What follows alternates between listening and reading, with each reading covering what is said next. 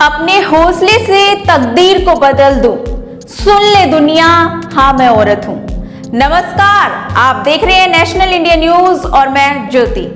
8 मार्च को अंतर्राष्ट्रीय महिला दिवस पूरे विश्व में मनाया जाता है। अंतर्राष्ट्रीय महिला दिवस हमें महिलाओं के संघर्षों के वैश्विक साझेपन की याद दिलाता है, लेकिन कहा यह भी जाता है कि जो बहुजन महिलाएं हैं वो भारत में लंबे समय से 8 मार्च की जगह 10 मार्च को भारतीय महिलाएं दिवस मनाती हैं, जिसके पीछे एक खास वजह है। वो ये है कि इस दिन 19वीं सदी में स्त्रियों के अधिकारों, अशिक्षा, छुआछूत, सती प्रथा, बाल विधवा विवाह जैसी कुरीतियों पर आवाज उठाने वाली देश की पहली महिला शिक्षिका सावित्रीबाई फुले का स्मृति दिवस होता है। फॉरवर्ड प्रेस के अनुसार साहित्यकार और चिंतक अनीता भारती का कहना है कि पूरे भारत में सावित्रीबाई फुले जैसी प्रखर चिंतक, स्त्री शिक्षक की रीढ़ और क्रांतिकारी सामाजिक विचारक चरित्र है ही नहीं, यही नहीं पूरे विश्व में भी उनके जैसे स्त्री शिक्षा अधिकारों के लिए प्रतिबद्ध महानायिका मिलना मुश्किल है। इसलिए उनके स्मृति दिवस को भारतीय महिला दिवस के रूप में मनाते हैं। वहीं महिलाओं को कानूनी रूप से अधिकार दिलाने और खासकर पैतृक संपत्ति में हिस्सा दिलाने की बात बाबा साहब डॉक्टर अंबेडकर ने की थी। बाबा साहब ने इसके लिए हिंदू कोड बिल बनाया, जिसे पास नहीं होने दिया गया, क्योंकि हिंदू कोड बिल में विवाह, उत्तराधिकार, गोद लेने आदि संबंधित कानून थे। सावित्रीबाई फुले, फातिमा शेख और डॉक्टर अंबेडकर भारतीय महिला आंदोलन के प्रतीक होने चाहिए, लेकिन उन्हें ये दर्जा अब तक नहीं मिला। हालांकि अब उनके महत्व को स्वीकार किया जाने लगा है। इसके साथ ये भी कहा जाता है कि 8 तारीख को महिला सशक्तिकरण की चर्चा हर साल होने वाली एक कवायद भर बनकर रह गई है। तमाम संगठनों द्वारा की जाने वाली ये सारी कवायद महिला सशक्तिकरण का ढोल पीटती नजर आती है, लेकिन जब वास्तव में ही इनके सामने किसी महिला के विकास का मामला आता है तो स्वाभाविक है ये फिर सशक्तिकरण जैसी चीजों को भूल जाते हैं। महिला सशक्तिकरण के संदर्भ में ये कहा जा सकता है कि जब तक बीमारी के कारणों का ज्ञान ना हो, फिर उसका सही से इलाज नहीं होता। ठीक इसी प्रकार से भारतीय महिलाओं की समस्याओं के इतिहास और उसके विभिन्न स्तरों को जाने बिना ही कुछ महिला संगठन, चिंतक, कार्यकर्ता, एनजीओ और तमाम नेता महिला सशक्तिकरण की मिसाल बन जाते हैं।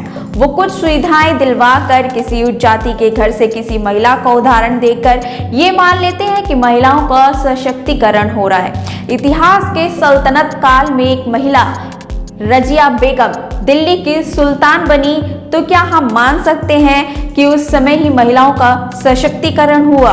ठीक उसी तरह इंदिरा गांधी के प्रधानमंत्री बनने के ही उपरोक्त लोग महिला सशक्तिकरण का बड़ा उदाहरण मानते हैं, लेकिन ये भूल जाते हैं कि रजिया बेगम जहां एक सुल्तान की बेटी थी, तो वहीं इंदिरा गांधी भी देश के प्रधानमंत्री की बेटी। ऐसे में ये दोनों महिलाएं पद पर आने के पहले से ही सशक्त थीं।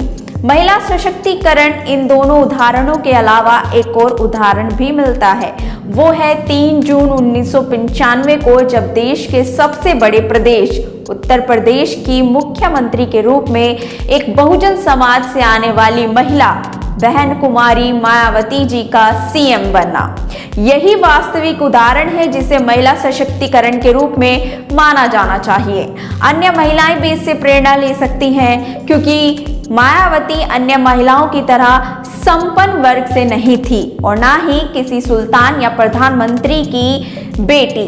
दूसरा सबसे बड़ा कारण, वो दोनों उदाहरण तो केवल इतिहास भर है, जबकि बहन जी का उदाहरण इतिहास और वर्तमान दोनों है। लेकिन कल यानी 6 मार्च को बच्चों की एक स्कूली किताब में स्मृति ईरानी को पावरफुल दलित लीडर लिखा जाता है। उस किताब में मायावती की तस्वीर नजर नहीं आती है।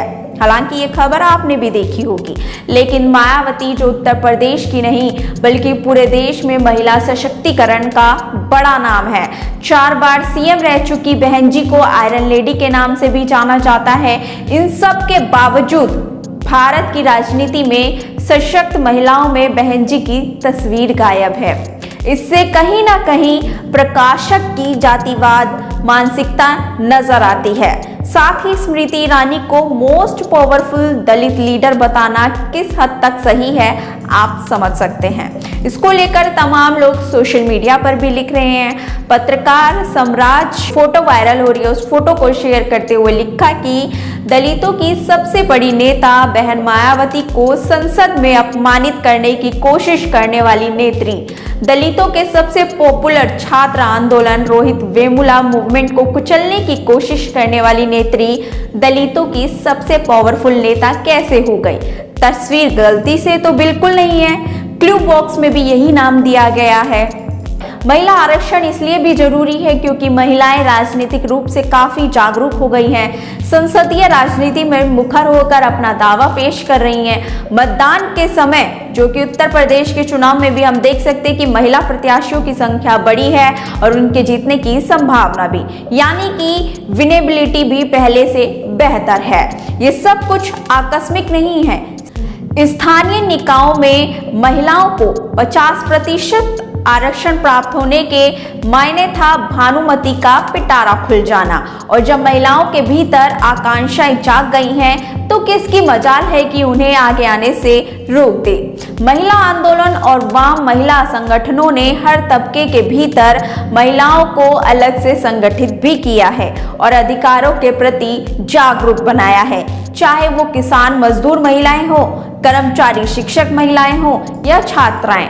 हाल के दौर में CAA NRC विरोधी संघर्ष में महिलाओं ने भी अपनी भूमिका निभाई। उन्होंने लंबे समय से जारी जो किसान आंदोलन है उसमें भी जो बल प्रदान किया और जो फांसीवाद का हमला है उसके विरुद्ध पूरे देश में आवाज बुलंद की। वो पुलिस से टकरा रही हैं, जेल जा रही हैं, मौत को गले लगा रही हैं, पर पीछे काटने का नाम नहीं ले रही हैं। ये है हमारे देश की महिलाएं, लेकिन इसके बावजूद भी महिलाओं को पुरुषों से कम आंका जाता है। खैर, महिला दिवस को लेकर आपकी क्या राय है, मैं आपसे जानना चाहती हूँ कि महिला दिवस पर आप क्या सोचते हैं। इस पर आप अपनी राय जरूर दें। फिलहाल बस इतना ही, मुझे दीजिए इजाजत। शुक्रिया, फिर मिलते हैं नई रिपोर्ट के साथ।